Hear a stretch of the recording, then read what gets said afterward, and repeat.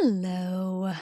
Alrighty, to start off this episode this week, I wanted to just take a little second to drop in here, just you and me, my beautiful listener on the other end, and to just take a deep breath and say, how are you doing this week?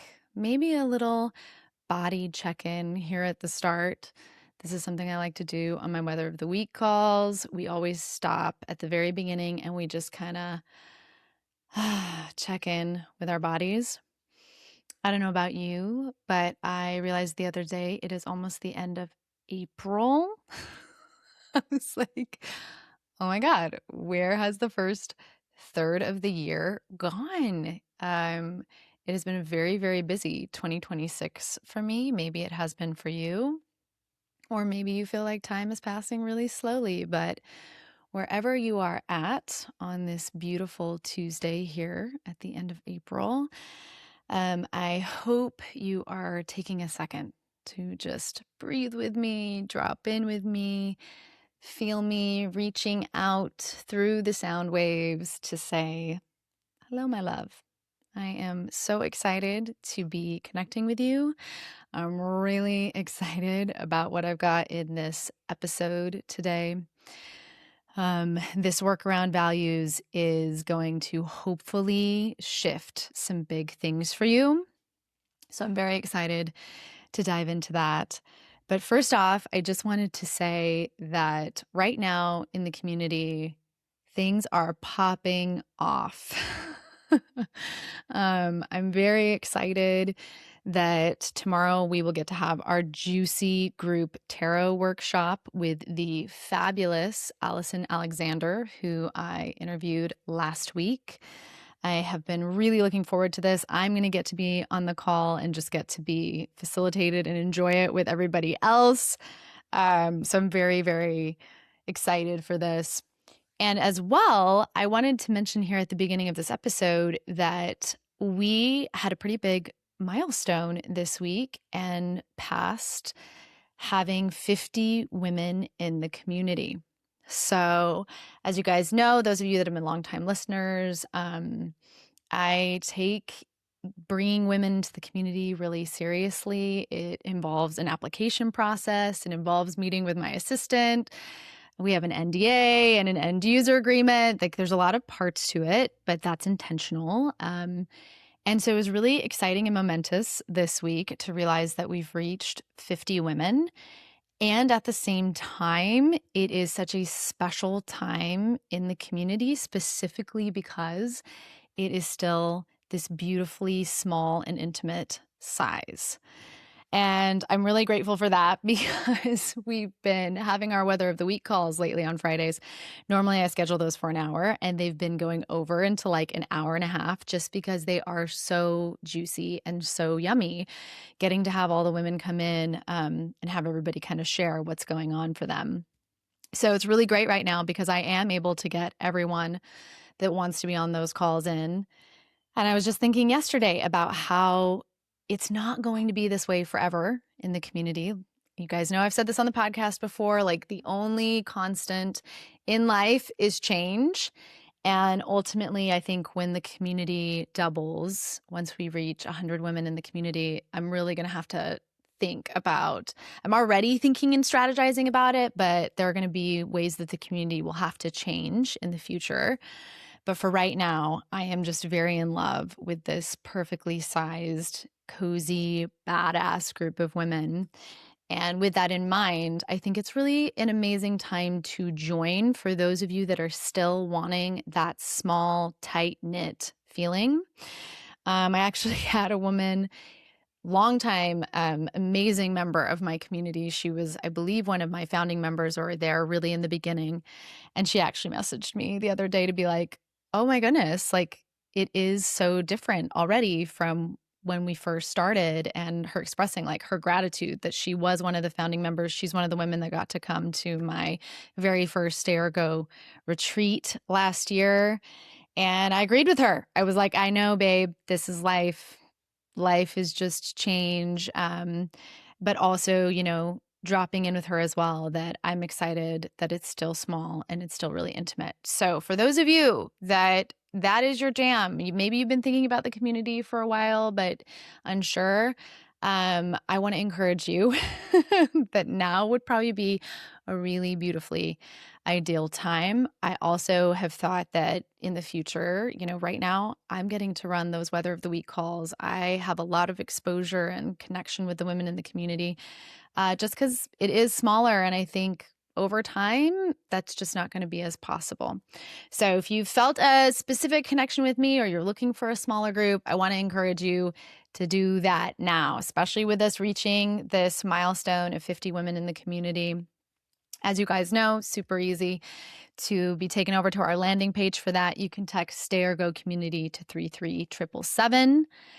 I also have had this last week some really beautiful 90-minute Get Unstuck and Empowered sessions that I have already been hearing back about the big shifts that have been coming out of those.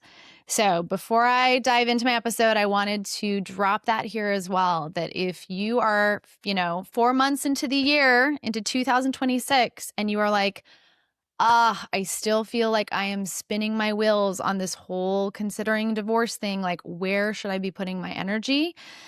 You can shoot 90MIN over to 33777, and that'll take you right over to the 90-minute page where you can sign up. And you and I will change that this week, because we are not getting through another year and feeling like we're right back where we were come the end of 2025. No, 2026 is the year of the fire horse. Let's fucking go. Okay, now on to this week's episode. And as you may have seen from the title, right, the values gap, why your marriage and your life feels hollow, we are going to be talking about values, which honestly, if I look back at my process when I was considering divorce, as I look at a lot of my clients, I think this is a heavily overlooked and very important area that I think when we're considering divorce, we are just so overwhelmed and kind of stressed and dysregulated, and our minds are going in a million different ways that we don't think to go, oh yeah, values. We really need to check in on those. Are those still aligned? What's going on with those? And I have to give credit to Tracy Otsuka and her book, ADHD for Smartass Women, for driving home to me last fall when I got the book, the importance of values, because it was in her book, as I got to the chapter that she has all about values, that I realized, and this beautiful list that she has in there, how important values are and how much they are driving everything behind the scenes for us. So I actually took Tracy's list and I went and was able to build out even more, because her list is specifically structured for women with ADHD. And as I was writing this episode, as I was starting to outline and brainstorm, I realized I really wanted all of you to also have your own list as women considering divorce. Tracy's list was great for ADHD, and there are a lot of stuff on the list that I also include because they're just values that apply both ways. But I actually found I had a lot more values to add to my list. And not only did I end up creating a list, but I went down a design rabbit hole and ended up creating up an entire worksheet PDF that I actually am going to be giving to my paid subscribers over on Substack. So if you are one of those and you are listening to this episode right now, if you go back to your Substack email over in your inbox from me, you will find the values inventory worksheet attached as well. If not, and you continue listening to this episode and you're like, oh my God, I want it as well, you can pop over to stayergo.substack.com to become a paid subscriber today for $11 a month. It will be over in the show notes. And I have to say, y'all, I am very, very proud of this worksheet PDF that I created. It is jam-packed and it's going to help you identify not only what you value most, which is helpful. It's helpful to understand those values, but then you have to map them kind of out onto your life and be able to see visually where you may be out of alignment, which are a couple other pieces that I added on and developed in my worksheet. So As I'll explain throughout this episode, knowing your current values is extra important when you are considering divorce because for most of us, often the values we had when we got married to our partners may have changed over the 5, 10, 15, hell, 30. I have a one-on-one client who just got divorced who was married for 28 years. The values that she had when she got married have changed since that time period for her. And that's why I wanted to focus this episode on values, because I think it's a really important piece that needs to be added to the dialogue around considering divorce.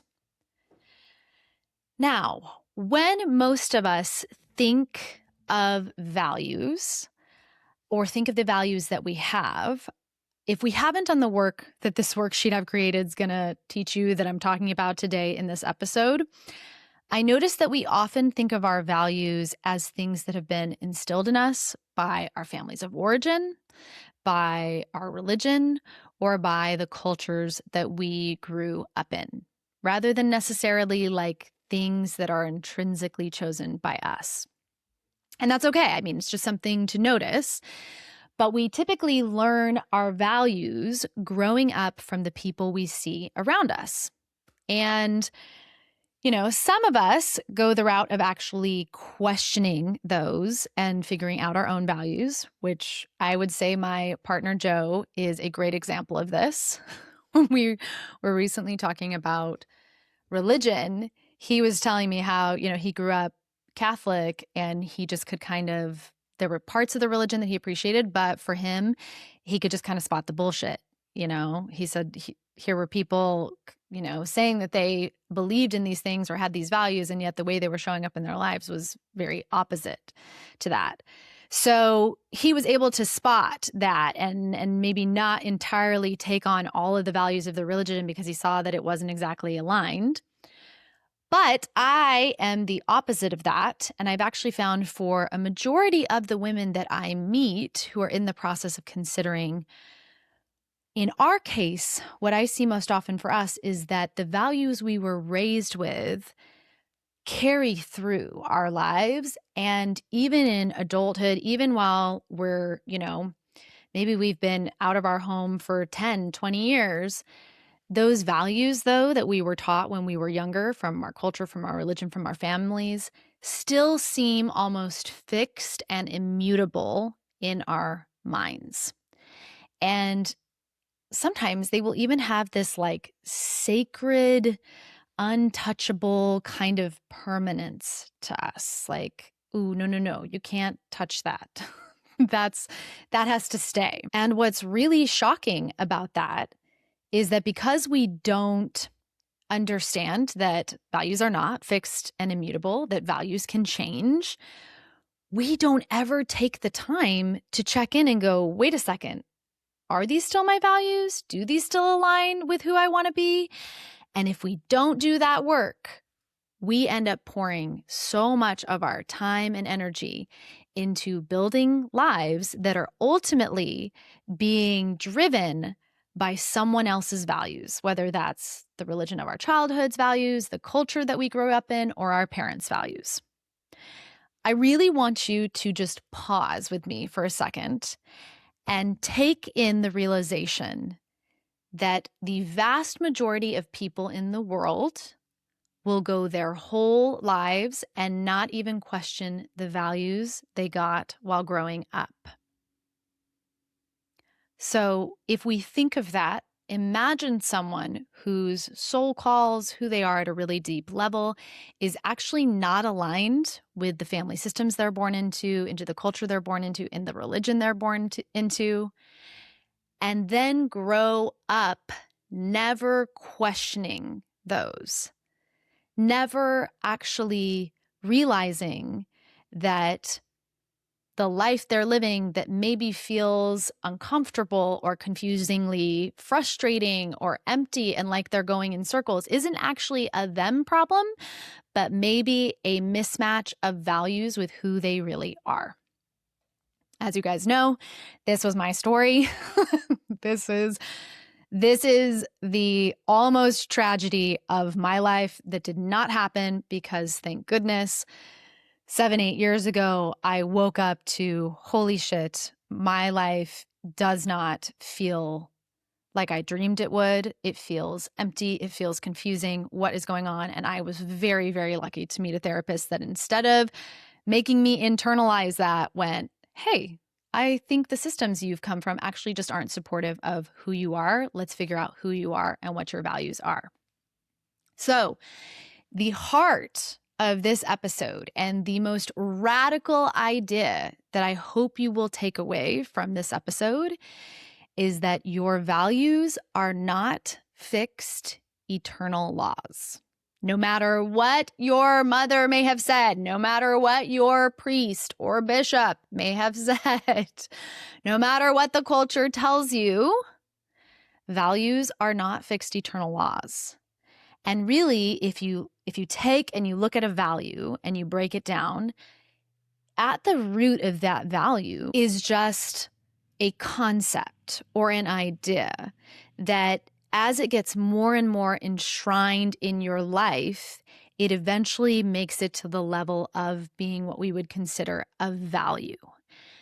And this is the part that nobody gives us permission to do, but I'm going to on this episode with you right now. I am going to give you permission to realize that as an adult, you have the innate sacred right to overhaul every single one of your values if you want to, and no one gets to tell you otherwise. Wow, right? That is how I live my life. Like, I get to choose my own values. And I want to be clear, right? No one else gets to tell you otherwise. Doesn't mean it's easy. There are lots of people that want to define, at least I found as a woman growing up, lots of people that wanted to define my values for me, that wanted to tell me what was valuable in life and what I should be valuing. And honestly, it served a lot of them to have me value those things. But I found more and more that ultimately the real truth is that once you're an adult, that's your innate sacred right to get to choose your values. Now, this may seem radical, right?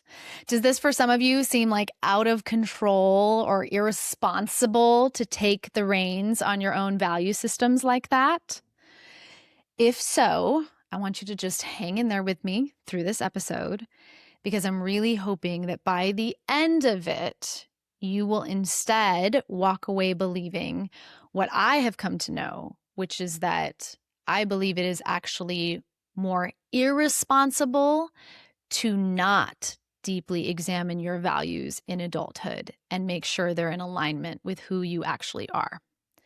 So just notice that if when you start examining your values and you start realizing I'm an adult and I get to pick my values and other people call you radical or irresponsible, they may have been benefiting from getting to determine and tell you what your values were for you. One of the places I wanted to take us in this episode from the start was starting off with what are values? I've been using this word a lot already in the episode. Values, values, values. What actually are values? So let's start off with a quick, easy definition that I got off the internet that will just kind of ground the idea for you. So values are fundamental beliefs, principles, or standards. Remember, I talked about that kind of at the core, there are these concepts, beliefs, principles, standards that guide behavior, decisions, and priorities. Okay, so they have an actual effect on our behavior, on the decisions we make, and what we prioritize in our lives. And values often represent what an individual or society consider desirable, important, or right. So values are often something, when it says desirable, there's something we want. If we value something, it's something we are wanting to come into our life or to have more of. And this is an important piece too. Values act as internal motivators that shape our character and influence how we act towards others. So values are hella important. Do you guys, just in this little section, like we are understanding that they can guide our behavior. They can affect our decisions. They can determine what we're going to prioritize or not. They tell us what is desirable or important or right. And when we, as a human, are told what's desirable or what we need to be valuing as important, we are going to be trying to move towards that. And as we move towards that, right, that becomes that internal motivator that takes us on this journey of our life that ultimately, when you realize, oh, that value is what's been motivating them, you see how that value has then shaped your character and influenced how you act towards the other people in your world. Now, I notice that when we think of the word values, we often think of them coming from something much bigger than us. But I want to keep emphasizing in this episode that values ultimately, at the heart of them, just come from thoughts. They are ideas. They are concepts. They are beliefs. They are principles. Ultimately, though, all of those are empowered only by us believing in them. And if you look around the world, you will see that values are not consistent. Travel to different countries and you will see different values. Look at people from different age groups. You will see different values. Consistently, what we see is that values are not across the board consistent for everybody. Not everybody agrees on what is valuable and what is not, and they change over time. And this is a big piece too. Historically, what I am seeing more and more, and especially what I'm just glaringly seeing at the moment, especially here in the US, is that humans who do not know their own internal values, that have not chosen those from a soul chosen space, that have maybe, I'll just use myself as an example. My values were chosen by my religion. They were dictated to me. They were not actually chosen from like a clean space of me being like empowered, grounded in myself and getting to choose from there. Humans that have values like that, where they are more fed them and programmed into them, they are very susceptible to being controlled by institutions and groups and governments that can then feed them certain values. I'm going to be doing an episode later this year about cults.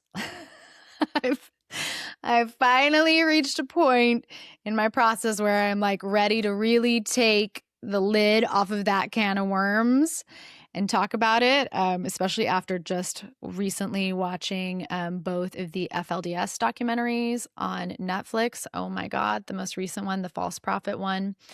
So good, so fascinating. And in both of those, I just once again saw how deeply humans can be programmed by other humans into specific values and beliefs that ultimately can cause them to forfeit their personal agency and make choices that may seem unfathomable from the outside. Highly, highly recommend. If you are up for some good psychological understanding of value systems and how value systems can be co-opted and corrupted and taken from individuals, and then people can be controlled through their value systems. Those are two amazing. I believe it's called Keep Sweet and Obey is the first one, and then False Prophet is the second one. Like I said, we'll be talking about this more later this year. Another thing I wanted to clarify in this episode is that often most of us, the way we were taught values growing up is more from a rules-based ideology, okay? And when it comes from rules-based, the values are used more as an external directive around controlling behavior and kind of like, oh, I'm using this behavior to achieve a result. So I got this a lot in Mormonism, where I was told to be obedient because obedience would get me into the highest kingdom with God.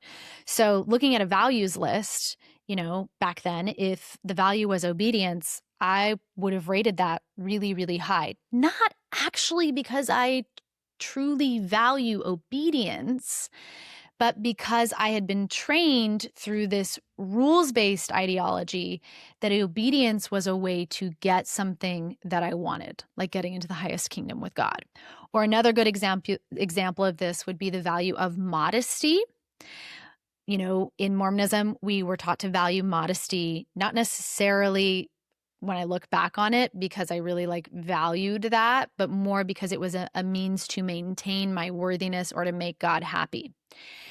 This way of understanding and teaching values is very different from authentic values that I believe come from our internal compass.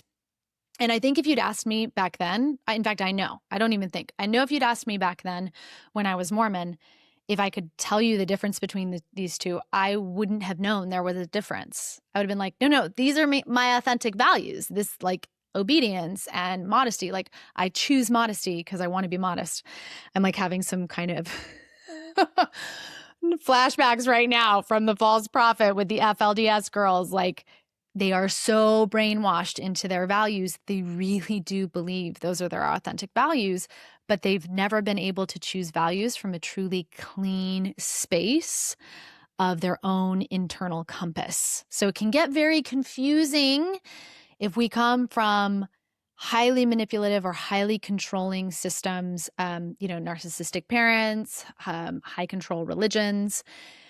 But a lot of the values in my list are more authentic values that I want and that I believe come from our deep personal emotional states, or these ways of being that actually feel inherently right to us in our bodies. And authentic values are not a means to an end. They are the actual end itself.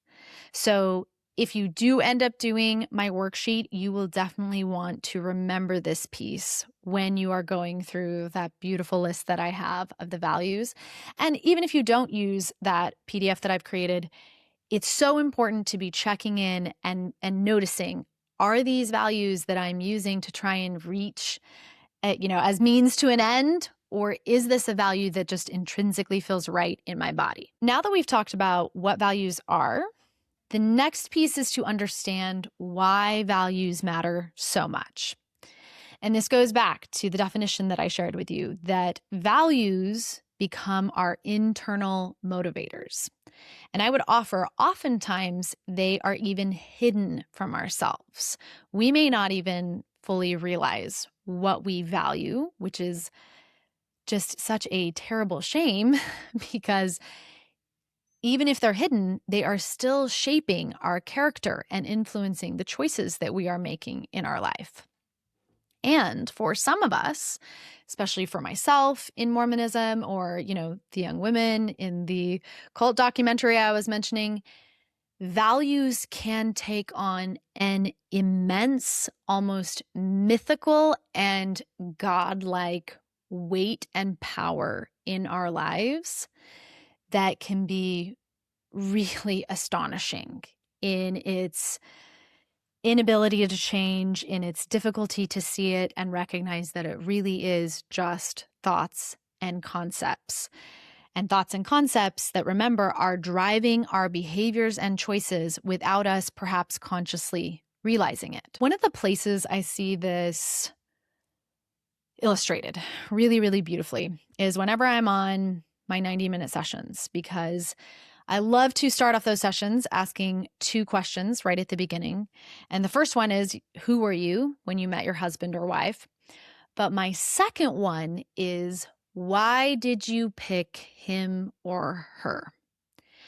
And when you think about that question, you can maybe even ask it to yourself right now, asking yourself, thinking back on meeting your current husband or wife, why did I pick them? The heart of that question is going to take you back to what did you value back then? Because when you think, why did I pick them? The answer you give is going to show us what you were valuing back then that you saw in them that made you go, yep, this is the person I want to marry. So obviously, from 6 years of coaching women considering divorce, I've gotten to see a lot of answers to this question. And a few of the ones that I've been fascinated by and seen come up repeatedly are, women who mention dating a lot of abusive partners before they ended up meeting their husband or wife. Partners that were maybe avoidant or insecurely attached or had abuse problems or addiction problems. And so they were coming from a lot of instability. And at the time, what they really valued and just wanted more than anything else was someone who was calm. So that's what I see often. I'll see individuals who at the time, their answer is, well, we got pregnant. So in that case, maybe the value came from religion and believing that if you get pregnant, you have to get married to the person that you got pregnant with. Others I've heard, mention, well, at the time, it just made sense financially. So maybe the values were more financial based for why they picked this person. Or one of us would have had to move and it made more sense. Maybe logistics were a big value piece at the time. A big one I hear as well from lots of women is this sense of, I didn't really know myself.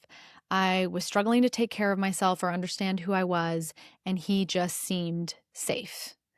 This is where a lot of women end up marrying partners that feel more like a parent, and then later on in life realize they don't want to have a parent-child relationship with their partner anymore, but unknowingly, that's the very thing they were valuing when they chose them.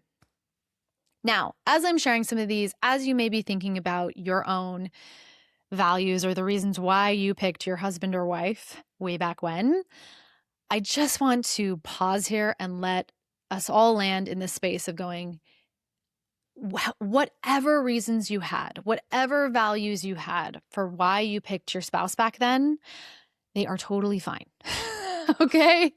I hope you guys know by now from this podcast, I am not big on regret. I am not big on shaming us for the choices we made back then.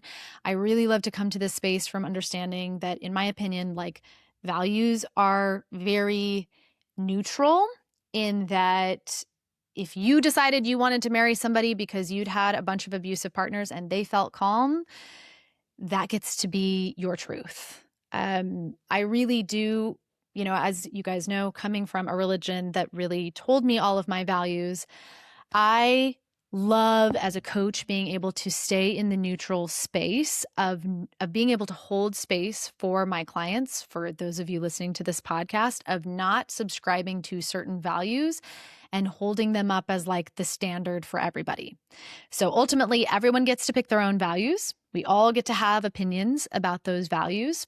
But I find it's especially important to be coming to this space with a lot of compassion towards ourselves.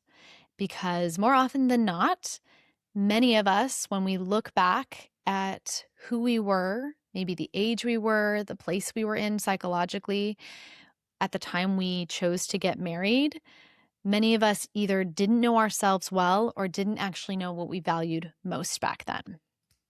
And I feel like I am a perfect example of this, just the most beautiful example, because as many of you know, when I got married at 19, just barely had turned 19, as a very devout, very by the book little Mormon girl, the decision to get married was driven by values such as not having sex before marriage.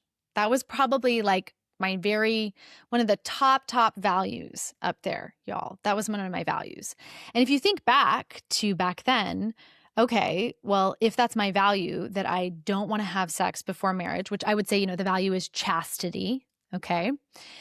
if that is one of your top values and you are starting to really like someone and you're naturally getting more hot and heavy with them, but you know you're not supposed to have sex before marriage, what are you likely to do? You're going to go get married so you don't have sex outside of marriage. If chastity is more important than really knowing someone, really, having a connection with somebody, you're going to go get married to that person you just met 3 months ago, which is literally what I did. And I'm not alone in that. I can't tell you the number of Mormon youths that have done this or that have gotten married because they feel so guilty that they're already having sex. It now, at the time, guys, growing up, it just seemed like, well, duh. Like, chastity was something I never questioned growing up, ever. Now I am very clear with my children. I am like, you have protective sex and you do not get married until you have had sex with that person and you make sure that that works. Like, now I am on the complete opposite other side. I am like, whoa, do not buy that car until you have test driven it, because I have seen the damaging effects of individuals who get married and do not know what that car drives like, physical intimacy wise. So just such a crazy, like, shocking. I think that this is why I love so much getting to share like my contrast in values, because chastity was top of my list at 19. And now it's not even, I mean, I'd have to go into like, I don't think chastity even made, I don't think it even made the list on my PDF, y'all, which I'm realizing right now in this very moment may have been an oversight on my values list that I created for all of you. So feel free to add, if chastity happens to be a value that you really want in that PDF, feel free to add that. But just a good example of big 180 for me around values and how that value heavily influenced why I got married 3 months after meeting my husband when I was only 19. Another value I had at the time when I met him was I really valued marrying a returned missionary, and I wanted to get married in the temple. So the religious piece was just a huge piece of, and instead of really asking, does this person see me? Do they understand me? Do we have similar interests? Do we enjoy spending time with each other? Things higher up on the list were like returned missionary, temple worthy. Another value that I had at the time was good looks and physical attraction. So my mom really, really valued physical looks, and she had trained me in this heavily. In fact, I remember my freshman year in college, I was dating a guy who actually was probably one of the kindest guys I had dated yet, like treated me really, really well. I felt very safe, very seen by him. And we'd been dating for a while. And then I finally took a picture with him because my mom was really begging for one and sent it over. And one of her only comments was how unattractive he was. And I broke up with him like a week later. So at the time, I thought, good looks, that's, attraction, physical attraction, top of the list. Another value I had was, I wanted to be with someone who wanted to have kids and would allow me to be a stay-at-home mom. So at the time, I really valued being a stay-at-home mom. I have since learned that value is actually not aligned with my ADHD brain. Oh my God, kill me now with all the executive functioning and so little. Stay-at-home momming was like a nightmare for me 24/7. And then the final value when I got married way back when was I valued money and earning potential. I definitely thought it was cool that my ex-husband had a 4Runner and his parents had a summer vacation home. I mean, my mom really valued the finances. She and my dad had struggled and disagreed over finances, and so that was what she instilled in me. I mean, my mom was practically drooling when she saw those things. And being a young 19-year-old, I knew nothing else. I had no life experience, really. I mean, beyond one boyfriend in high school that it felt different with. I got really caught up in all of these ideas, right? Returned missionary, really good looking. He's going to let me be a stay-at-home mom. He's going to make lots of money. He comes from money. Now, for those of you that know me more now, let's just contrast a few of these with my values now. I already did that a little bit with the, chastity piece. Whoa, has that one changed? I mean, I sometimes joke with Joe all the time. I'm like, baby, if 16-year-old me knew that 37-year-old me was going to be not Mormon and living out of wedlock with her boyfriend and her kids, I would have died. I would have crawled into a hole and died. I would have been like, nope, I'm out. I'm not signing up for this. And yet here I am, and I couldn't be happier. I love, it's like this, it's the most surreal thing for me. It's so surreal to me that I feel no pressure to marry Joe or any it's, yeah, I can't even describe it, but it is such a testament to how learning my values, learning what is actually most important to me and what doesn't matter to me has really freed me to live the life that I want to live most. Another couple values that I've realized were very, undervalued at the time I was 19 were true emotional connection and depth. I mean, how much depth and connection do you think you actually have with someone that you just met 3 months ago? Right? There was, I just still, especially after dating post-divorce and the amount of guys that I dated for 3 months and then we ended dating and I was like, holy shit, at this point I would have been getting married. Oh, just shocking. So, big contrast there, right? Of now valuing connection and depth way more than I value, how much money, earning potential do they have? Are they Mormon? Are they a returned missionary? And then finally, one of the other ones that came up for me that was really big was I value freedom. I value my freedom so much more now than I did back then. Back then, I just wanted someone to take care of me and let me be a stay-at-home mom. Freedom wasn't even on my radar. And I realize now nothing, in my opinion, for me personally, nothing was more anti the value of freedom than putting all of my eggs in the basket of my husband's going to make all the money and I'm going to be a stay-at-home mom. And even looking at that now, I'm like, oh, that so was religious, patriarchal, cult brainwashing, making me believe that that was a safe plan, right? Oh my goodness, to just put everything, all of it, to not invest in myself at all and put it all on him. That was a really good play by that patriarchal cult I got out of. But just have to say, too bad, suckers, I got out.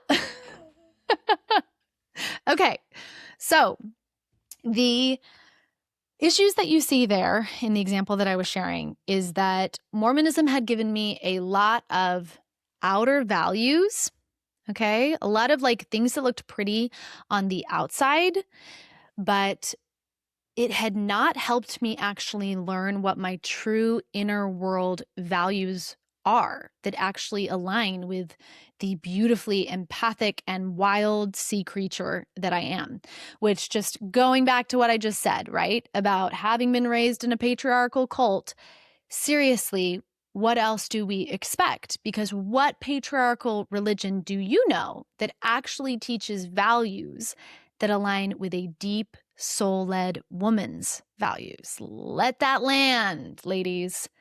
Let that land. Now, as I was just saying, when we've been taught values that focus so much on outer world presentation, this is where we start getting a life that feels hollow if those outer world values are all being met while our inner world values are starving. So I know lots of us will relate to this. And this is what Instagram fuels. This is the, oh, I have the $10,000 sofa. I have the perfect family photos and I have all the financial security and we go on the trips and it all looks really pretty. But if you don't have the things that actually matter deep down soul wise, like for me, some of those are authenticity and emotional safety. I would even add now for me, like a value is neurodivergent safety. I need partners that get neurodivergency and can let me do my spicy neurodivergent self.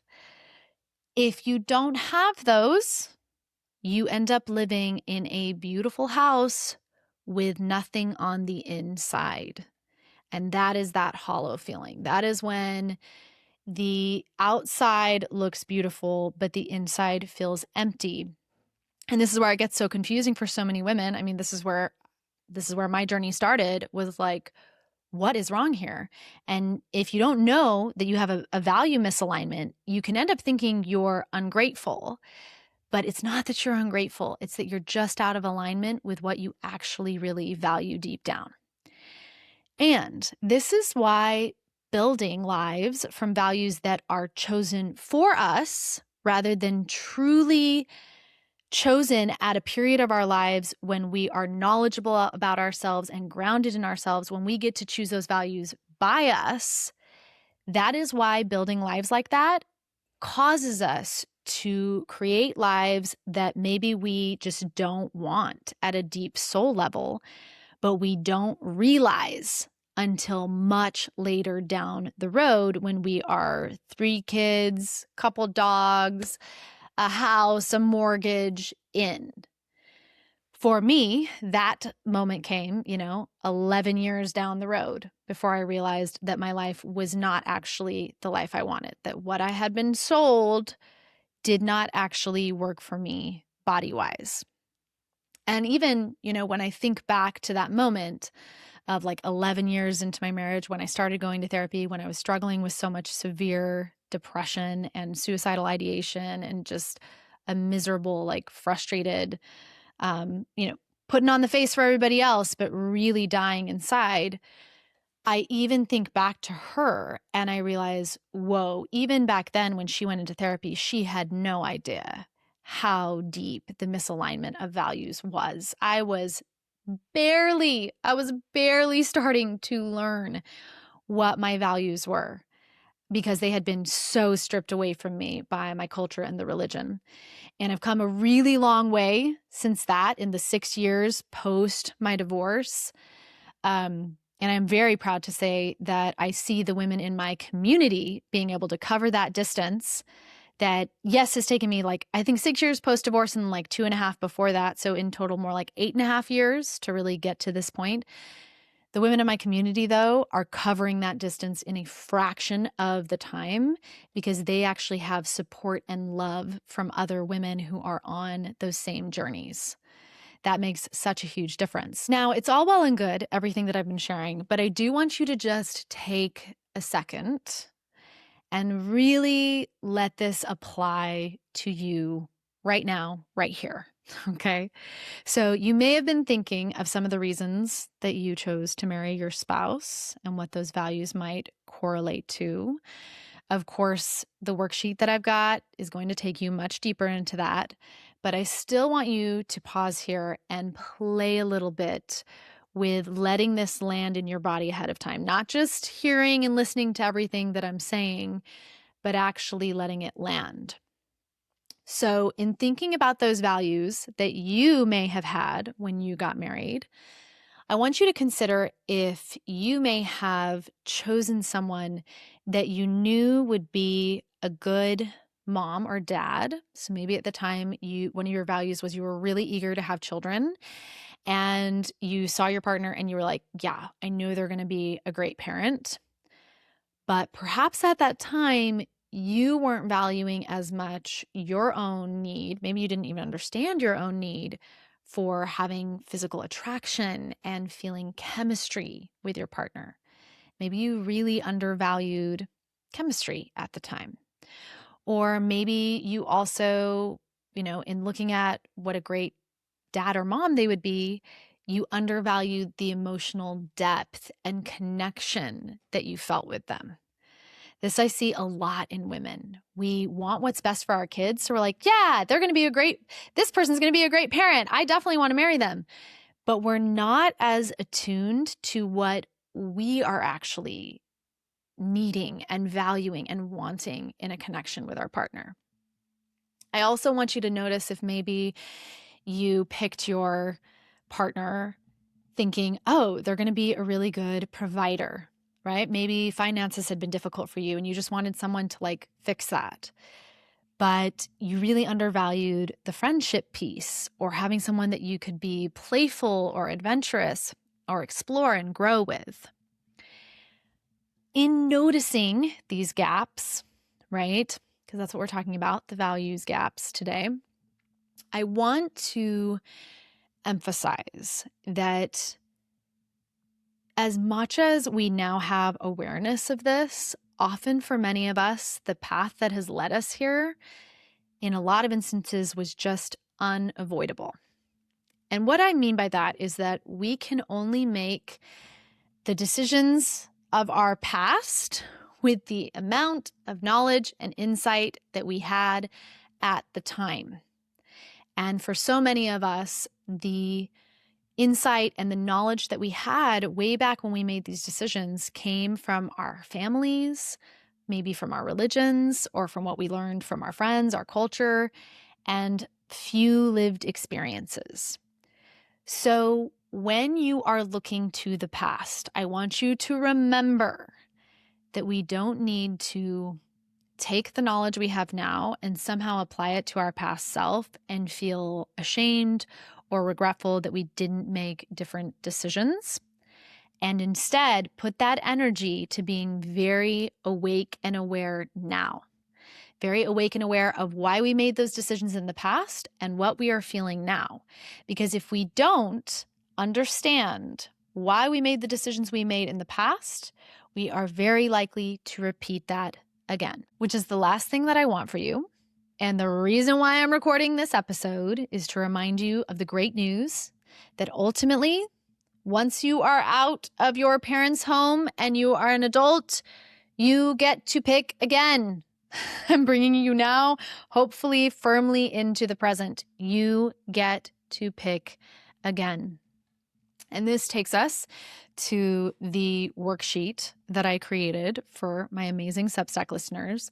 I want to share a little bit of the list that I created of all of those values.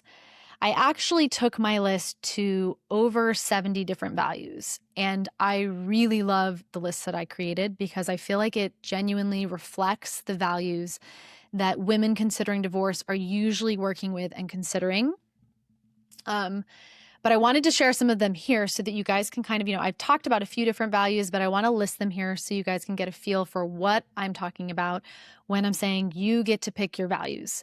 So some of the ones I've got on my list are acceptance, accountability.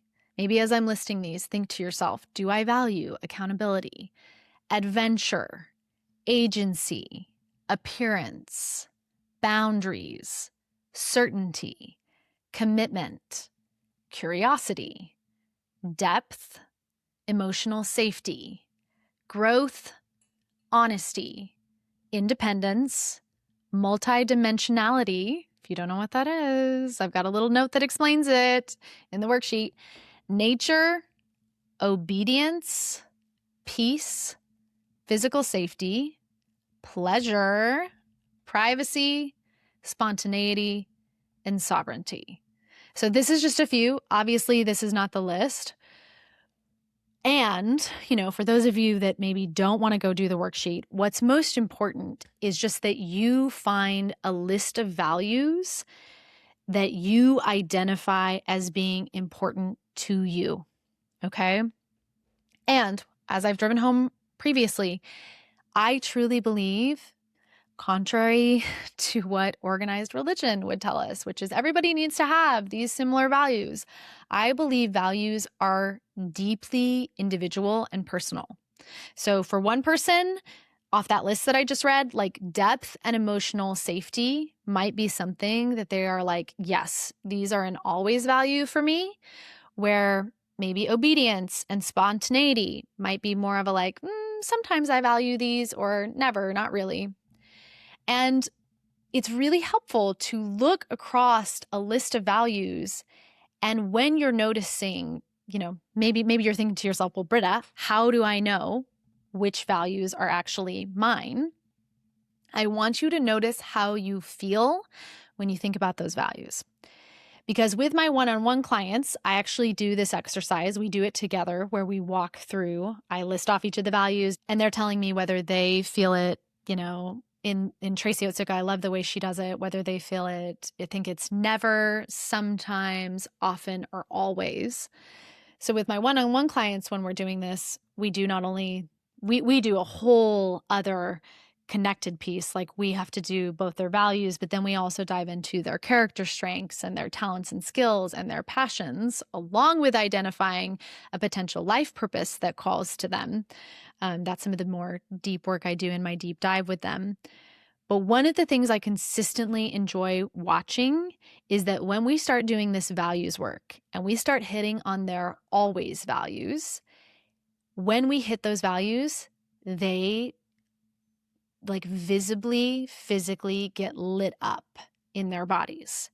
It is something I can see and watch in them whenever we hit on one of those values that is one of their always. So when you're asking me, Britta, how do I know what my values are? I come back to it's a body knowing. And if you're at a point where, maybe you are back at where I was at, when I was first starting to come out of the fog and realizing maybe I was just at the point of this just doesn't feel good. I don't even know what's wrong.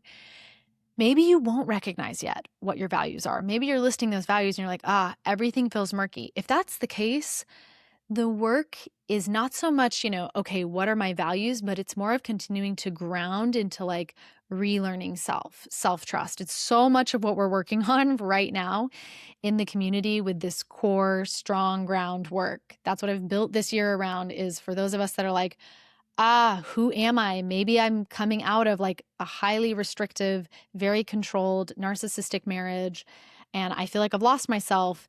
That's the work that gets done in the community. Another fascinating way that you can use your values list once you have identified it is to think back to how you would have rated that value back when you got married. So you guys saw me doing this a little